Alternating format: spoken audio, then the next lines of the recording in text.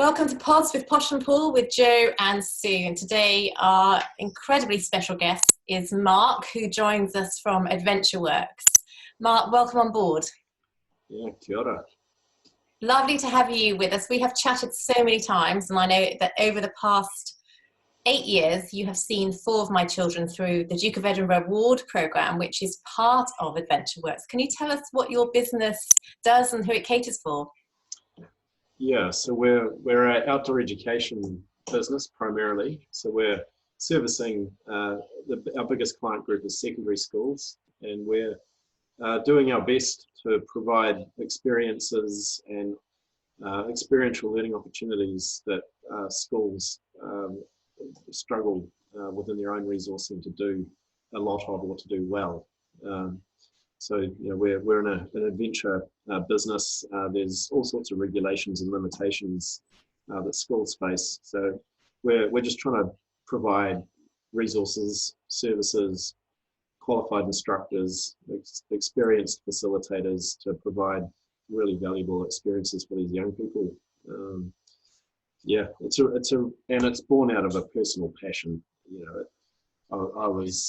I've had a life of adventure myself, and just growing my own passion into firstly from being in the outdoors and having quite deeply special moments in my own adventures, gaining self-awareness about myself, being in challenges that I've had to overcome, working with people, understanding the way that people interact in different moments in teams and in partnerships, climbing, the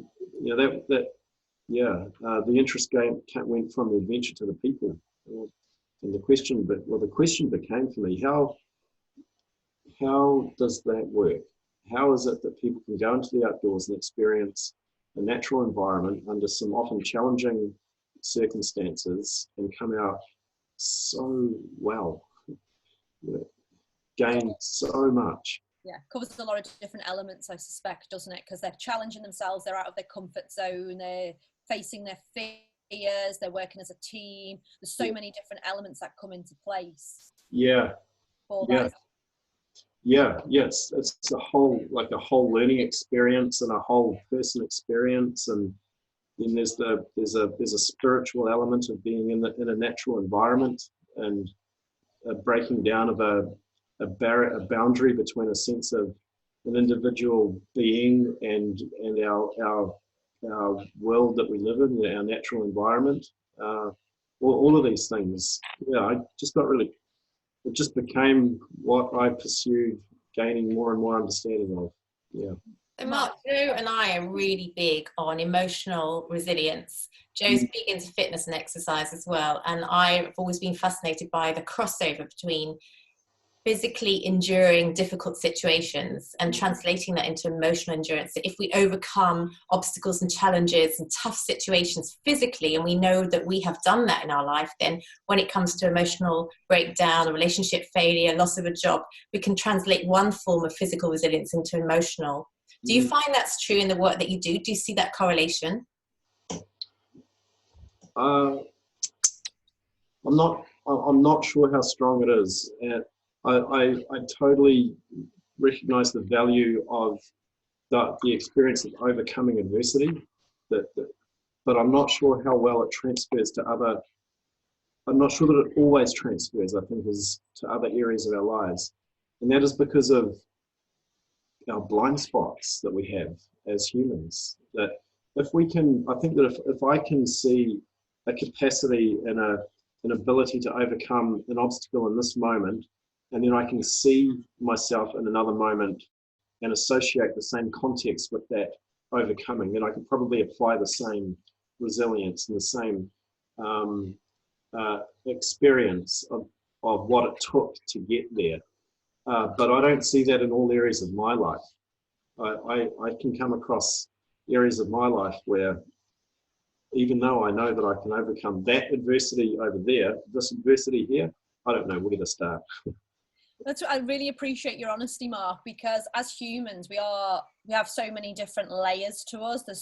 We're so deep, and you're right. And there's one adversity does not really compared to another. So totally agree with what you're saying. However, I think with each adversity, we certainly learn more about ourselves. And within that, I would like to ask you about your biggest adversity, I suppose, because you talk about running this adventure workplace, which sounds amazing. But I think our listeners would really like to understand what you went through back in 2015, if you're happy to share that with them. Yeah, sure. Yeah, I had a little blip. You call it that? Yes, I was. It was the last day of summer holiday with my family back in January 2015, and we went to the beach for our last swim, and we were playing around on surfboards, and I had a surf on a wave, fell off the surfboard and landed in what I thought was deep water, which was shallow, on my head, and it dislocated my neck, and I was instantly paralyzed. So I'm now a quadriplegic living in a wheelchair. I have a life that I guess most people see as, well, I don't know how most people see it, probably challenging for sure. And it's been a hell of a journey to get from where I was 5 years ago to where I am now.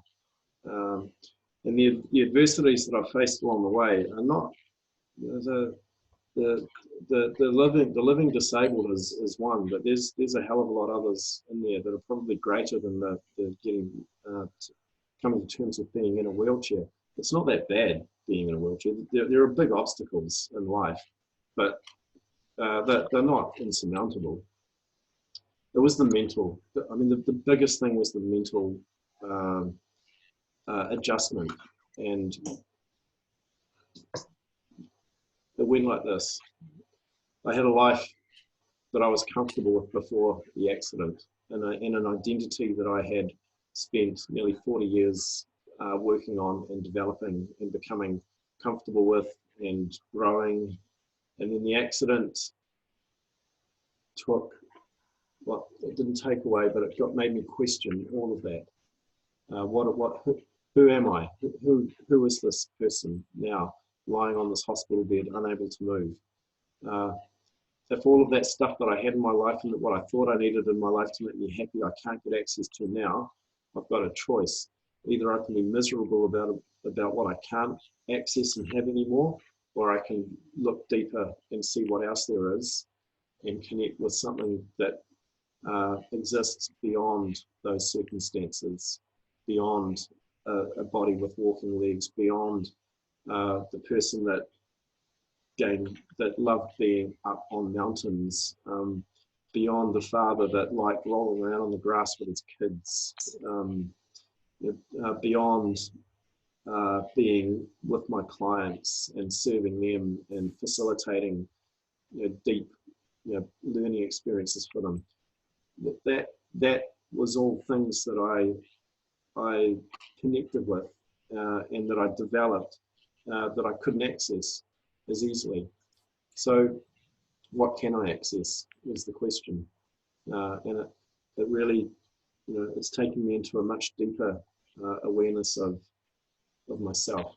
And Mark, that's just such an interesting conversation to have, because although it translates in a very different way, most of the world now finds themselves in lockdown. They cannot access those things that they want. They can't get the social scene, the cafe society, the shopping addiction, the drink, the alcohol, the busyness, the career, the identity formed by purpose or rushing around. And so for listeners here, although their suffering is so less compared to what you've endured and gone through, what is the message then? How do we embark on going on that journey within? Because there's a journey without and there's a journey within, and you very clearly, from the conversations you and I have shared, have gone on the most admirable and courageous journey. It does take courage to go on that journey within. What does that look like for listeners? Yeah, well, my first thought there is that suffering is relative. We all suffer deeply, and the sources of our suffering, if we try, there's no point in comparing those to each other, because we're each capable of deeply suffering regardless of the circumstances of our lives. And so, yeah,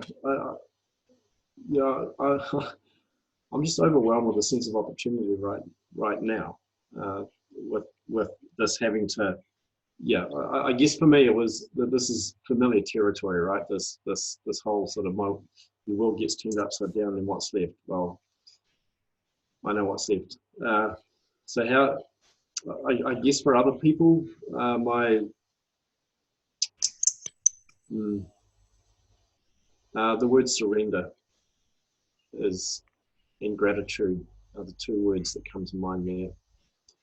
Surrender to this, because when it's only when we surrender it's only when I surrender that I am able to move my awareness and my attention away from something which is outside of me to what is happening inside me. As long as I'm holding on to that idea that is out there that I think that I need in my life in order for me to be safe and happy and content, if I'm holding on to that, I can only put my awareness in one place and one time. If it's out there, then it's not in here. So surrendering, what is it like? What will happen if I let go of that idea? And playing with that idea. I wonder what would happen if I let go of that idea. What happens if I do accept that loss is happening in my life? I wonder what that means for me. And then looking at my body and my feelings on the inside and seeing how I'm responding to that, and seeing where fear comes up, or seeing where joy might come up, seeing where opportunity might arise. Most likely it's fear. The dominant feeling is likely to be one of fear. And fear is an entry point for me. Fear, when I feel fear, it's an entry into another layer of myself that I'm not aware of. Fear isn't real. Fear is not, I mean, like in my mind, there are two types of fears. There's one fear that keeps me alive, and that's the fear that prevents me from doing something willingly silly or irresponsible. But there is another type of fear, and that's the one that I create within my mind. When I identify myself as something, I usually create fear. And so the fear is that the thing that I've identified myself as might be threatened. Somebody might be saying something in my life that triggers me. Underneath that is a fear of identity, a fear of myself. And if I can rather than judge that person that's in my life at that moment, that's pointing this experience to me, that they're a mirror. That's all they are. They're just a mirror showing me myself. It's not easy. It's in those moments, it's a lot easier just to locate them as the problem, or that circumstance as the problem, because then I don't have to take responsibility. But if I can come inside, if I can notice the fear, then it is an entry point. It's like a door that I can open to look and underneath that and see, well, what is it that I'm believing about myself in this moment that is making that person the problem, where it's actually something that I can learn. I think everything you have just said there is absolutely incredible. And our message to our listeners is usually the word acceptance. And I think that's probably a little bit like surrendering, because accepting where we are, we've never really used the word surrender, but I think it's a beautiful word to use. Because you're right, if we can't accept or surrender to where we are, then we lose that opportunity to actually look within. And we are not in flow, because we're forever going to fight against something as well. If we can't accept it, we're always going to be asking why, rather than think where we can go from here. So it's very, very commendable to do what you've done and to look within. And it is really painful at times and really confronting and really hard, because you're right, that fear, that identity, that things that trigger us, it's quite hard to actually go within, isn't it? And go, oh, actually, I might not like that bit about myself, or I'm going to grow there, or I need to change. I actually need to be the one to change. It's hard work. Yeah, it is. It's so much in that moment. It's so much easier just to sit in blame or judgment of another person or a circumstance, is the circumstance that we don't have control over. And yeah, and you know, yeah, I know the difference. I know what it's like in those moments. It's so much easier just to, yeah. And everything is, sorry, everything that we look for, like everything you have described, even talking about your life for the 40 years, you thought you had this picture in your head that that was what was providing you happiness. And I think that's where a lot of people in the world are going. You know, they look to buy the house, they look to have the baby, they look to get engaged, they look to go on a big holiday, they look to buy a new car, they want some chocolate and wine at the grocery store. They have these little bursts of happiness, but actually the only place we can actually really find happiness and peace is inside, isn't it? And it takes work.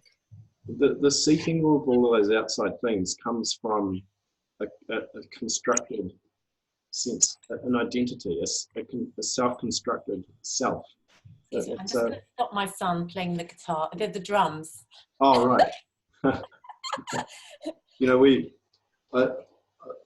I like the idea of identifying with an illusion, that this self that goes and seeks the job and goes and seeks the family and the career and the self that seeks anything is an illusion that I've identified with and that I've named as Mark. You know, I've named that version of me as Mark, and then along with that identity comes a whole lot of rules that I have to abide to and that other people have to abide to. And if I don't follow the rules, I feel guilt or shame. If other people don't follow the rules, I judge them because they're not meeting my needs. And it's an addictive illusion that we're most commonly identified with. Yeah. And guilt and shame are big ones, aren't they? Joe and I work a lot with teenagers, and whether we look at the manifesting behaviour of anger or rage or whatever it is, clearly underneath a lot of it is shame. And shame cripples, absolutely cripples. And we say to teenagers, whatever you've done, wherever you're at, you do not need to carry any shame at all. Guilt is good because it convicts us, doesn't it, to create change? It does, yeah. Destroys who we are. Yeah, guilt can move us to action, and shame can just eat us away from the inside out. I was once a secondary school counsellor.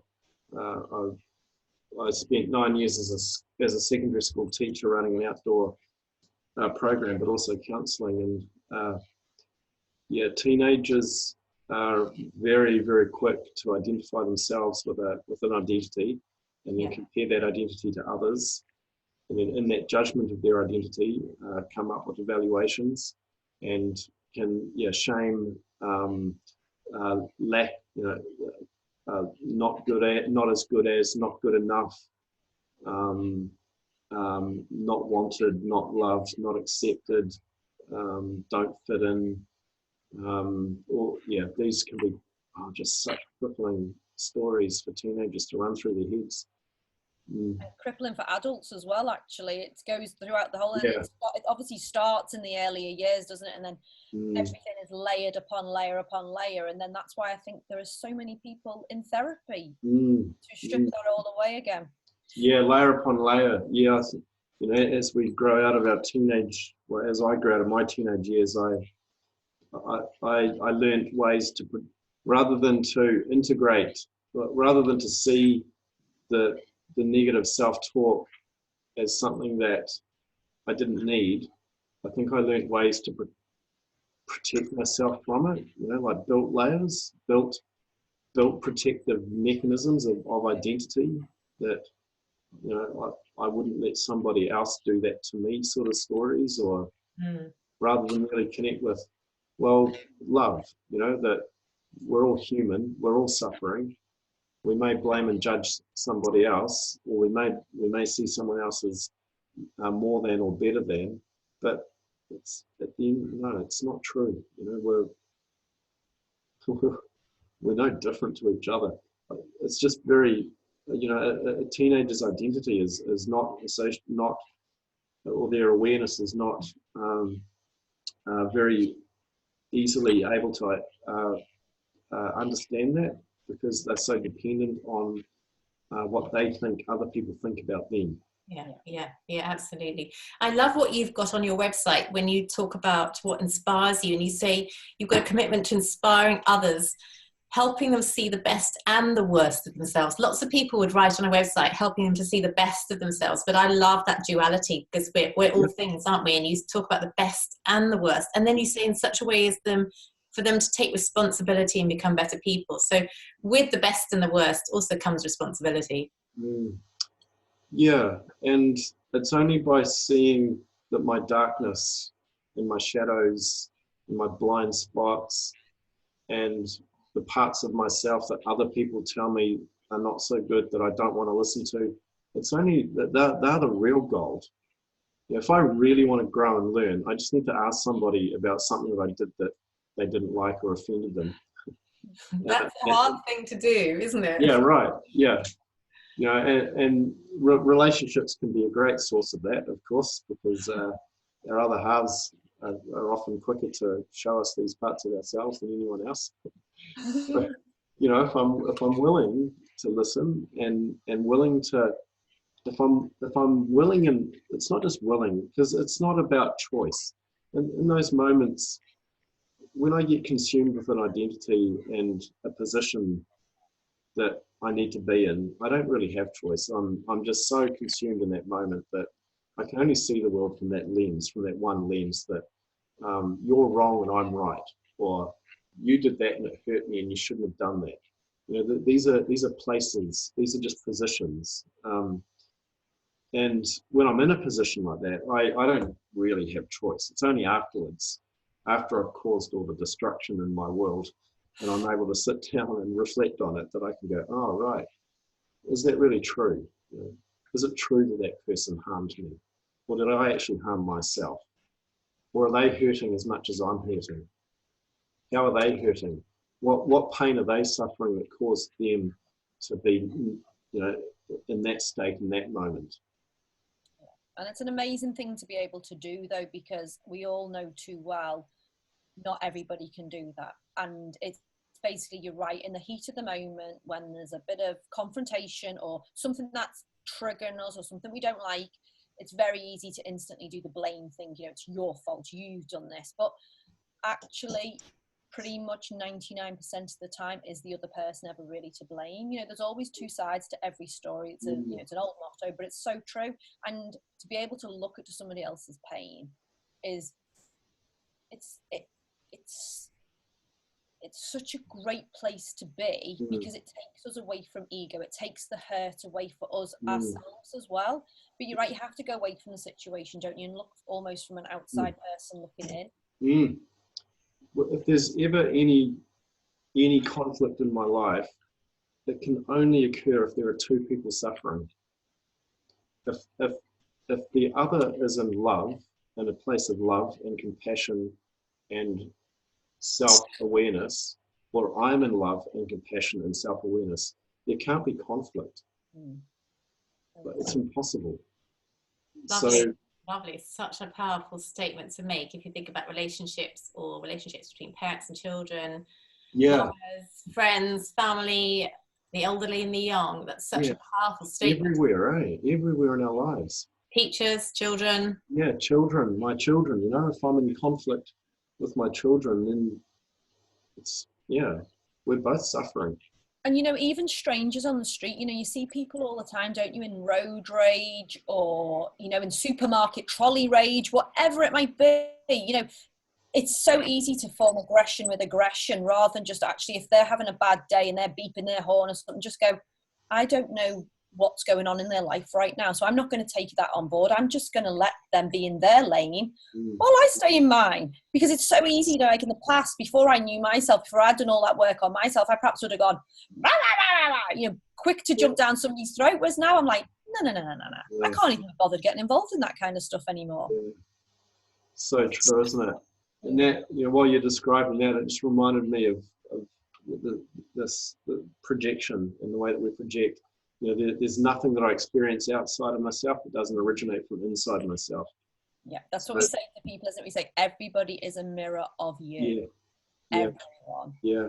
So that person that might cut me off on the road or something that I experience rage at, it's got nothing to do with that person. So yeah, I have a choice in that moment. Yeah. Either I A question I've got for you is that some people have sort of steady lives with ups and downs and highs and lows. Some people, like yourself, have a critical accident or a situation in life that happens. And a lot of our guests that have come on board have had extraordinary life-changing situations where an event happened and it's a turning point. So we sort of talk about the before and the after. If we go back to your business then, if we look at VentureWorks, which is very much an outward bound education program, how can you translate what you've learned inwardly about yourself? How's that translated back into the business and the view of the work that you do? Oh man, that was such a struggle for me, just reconnecting with that business. It's unbelievable that the business survived. And the business survived based on commitment and love from other people, for a start. So it was smaller than way smaller than it is now when I had the accident. And I had created, I guess that what I had done is I created a business based out of my love and passion that other people's love and passion had an outlet for. They had an outlet for their love and passion in that business. And I think that is what kept that business going in the first instance, was that, because I neglected it. I went through 18 months of learning how to live in a new body, and I just couldn't get my head around the responsibility. There was so much fear. There was financial fear. There was a sense of obligation to the people that were committing themselves to the business, and it was all just too much. So then it was through this process of recognizing that loss was just a perception. So the story was, how is it going to be possible for me to run an outdoor business from a wheelchair? That's ridiculous, was the story that I had in my mind. How am I going to get the joy out of being in the outdoors with the people that we serve? How am I going to train our staff that I love training so much? So that was the story. So I started thinking about other things that I was thinking, what else should I be doing? If I don't want to do that, what should I do? And I looked at a few other things. I looked back into my counseling and coaching and things like that. Then I had this moment where I asked myself, what's wrong with this business? I have to answer that question before I move on. What is actually wrong with me running this business? And when I had done a lot of personal work by that time, and I couldn't really answer the question. I couldn't actually come up with anything that was really wrong with it. Because when I came with a problem, when I'd say to myself, well, I can't go out and be with the clients. Well, so what? The business is serving people. The business is creating positive impact in the world. Other people want this business to run. Other people are committed to it. Why not be a guardian? Why not just look at this as another entity that I'm a guardian of, rather than something that I'm actively serving in? So that was a big shift. That was a massive shift. I couldn't answer that question, what was really wrong with it. And then it was a big turn from that point. I turned from being quite reluctant to engage in the business, just to full engagement. And then a couple of years later, it's a beautiful thing now. And I think you would answer so many questions for our listeners there when you say that loss is just a perception. And what you do, which is so admirable, you talk from the I, you don't talk from the we. One does this, we did. You talk from the I. That's such a sign of maturity and growth, is when we can take responsibility for ourselves. And the other thing that I love, which I think I put out there to the listeners as well, is that you ask questions of yourself. What stops you? When it comes to fear, what is stopping me? Why can't this succeed? And you came to the place of deciding, well, there was no answer. You couldn't actually answer that. No. And I think that's such, when we look at strategies for giving our audience for overcoming and persevering and enduring, that's such a good strategy. Come from the I statement, ask questions. What is the fear that's stopping me? And is the loss just a perception? Can I change that perception? Such powerful statements you're making. Yeah, and it's a common place for anybody to get to, right? Is a feeling that I should be doing something else because I'm not happy enough. What I'm doing now is not good enough. I should be doing something else, but I'm not sure what that is. So I think that resonate with many listeners. Yeah, like it's all that. I mean, that may be even more relevant to the midlife listeners than the younger ones, you know, where we've had a go at something for some number of years and we're still as unhappy as we were 10 years ago. So, Mark, obviously you had your accident back in 2015. You went through 18 months of getting used to being in a wheelchair, living with your new body. And you, by the sounds of it, you know, you've obviously really looked within, you've overcome things. Just to let our listeners know, it's a never-ending story, is it? We continue to look within, don't we? And we continue to learn. We don't just all of a sudden go one day, oh, great, I know it all now, I'm fine. Yeah, I wish there was an end. Because once you're on the journey of whatever you want to call it, you can call it spiritual awakening, you can, I don't know, you can call it a boom moment, whatever word you want to use, it continues all the time, doesn't it? It's just an endless depth of self-awareness. And the metaphor of peeling layers off the onion is just so appropriate. It's just an onion that doesn't have a core. Yeah. You know, I said to a friend the other day, I said, do you know what? For goodness sake, sometimes I just wish I was stupid again. I just wish I had no awareness and I could just put on some music and dance and not worry about anything else. But unfortunately, it's not like that. But of course, we would never turn the clock back, because once you are aware. Yeah. But I love what you just said there. And my response to that is that, oh, don't worry, there'll be plenty of places that you're not aware. Yeah, exactly. I know. Yeah. It just keeps on going. Yeah. Yeah. But I think the world, worth it. Yeah. The world shows us that it shows me through my feeling. You know, when I feel anxious, when I feel fearful, when I feel in judgment of someone else, I'm seeing an opportunity for self-awareness if I want. Yeah. Or I can just sit in self-righteousness and be disconnected and judge and blame. Yeah. But that inevitably leads to disconnection. You know, that it's not authentic. It's not how I want to live my life. But I can see how alluring and comfortable it can be. Yeah. Like, I was more familiar with that in the past than what I'm familiar with now. Yeah. And Mark, you talk on your website about being an inspiration. You talk on the podcast about being an inspiration through Adventure Works. And you are clearly an inspiration to so many in all areas of your life through the outward bound activities. I mean, I have to say, as I said at the beginning, my 4 children have had changed lives because of the experience they've had with you. And one of them I know you'll probably remember is when I phoned as the worried parent in the middle of the night because they were flooded out and then her neuroranges. And I went to collect my son at the end. He said, why have you come? This is the best time I've ever had. I want to keep walking. And the trip was over, but he just wanted to carry on. And the next one was sunny, and he said it wasn't half as fun as the one we were flooded out, Mum. But you are an inspiration to so many. You have changed lives. You continue to change lives.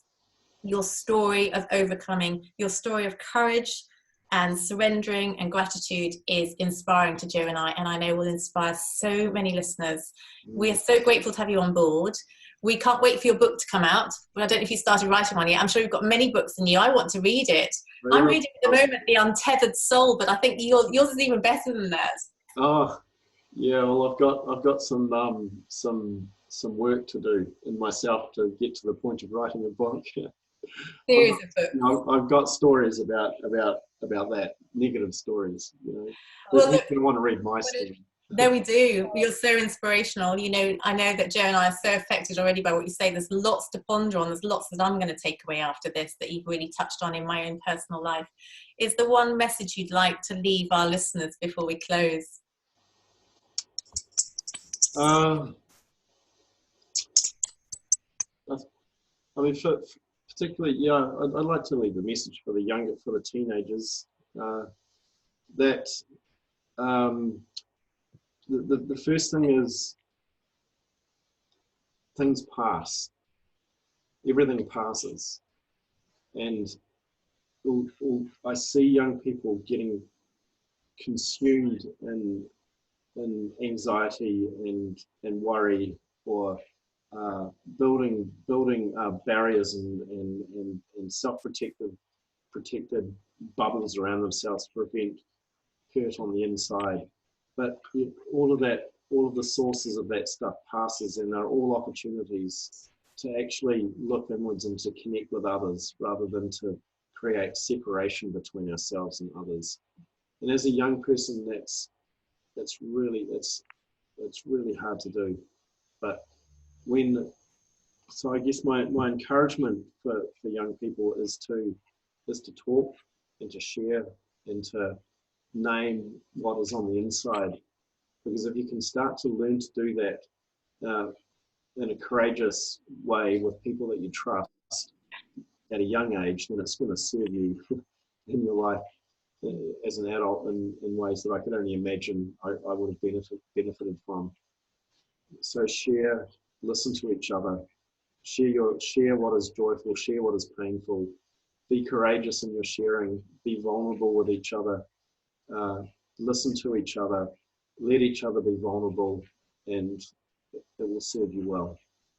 Beautiful, beautiful words. All them words: courageous, vulnerable, brave. They're words that Sue and I use a lot. So what a beautiful message to teenagers and to everybody else. To be fair, be vulnerable, share. And you're right, everything does pass, and time is a great healer. Yeah. There's a lot of synergies between where you're both going and where I've been, and it's been a beautiful moment to come together. Yeah. And the bubble analogy as well. I mean, how powerful is that metaphor? You're talking about the bubbles that people create around. Oh, right. I didn't. We're all in bubbles, in isolation, lockdown, wherever we are around the world. We've got these external bubbles which we're living in our homes with the people within it. But actually, within that bubble, can we go into the next layer of the bubble? And can we go into ourselves in this time of isolation and say, I'm going to go into my own bubble. Have I put that bubble around myself that Mark talked about on the podcast? And how can I start to bring that down to expose my own vulnerability and be in vulnerability and therefore be in growth and innovation? And I know you and I talked about exciting changes that will happen at this time as well. It's going to be difficult. There's going to be challenges. There's going to be casualties along the way. But also it's such an exciting time if we can take responsibility for ourselves. Yeah, I think the biggest casualties are just going to be casualties of illusion and ego. And that's we want those to die. Yeah, fair point. I think everybody's going to come out a little bit more grounded, a little bit more understanding of what is important to them and why it's important. And they're great lessons to learn, and it's a really great place for people to start looking within. Yeah. Mark, Mandeno, thank you so much for joining us. You've been an extraordinary guest. Thank you for your time. And we can't wait to see where Adventure Works goes, where you go, and the people that come on board your business as well. It's very exciting. Thank you so much. Thanks very much. I've enjoyed this.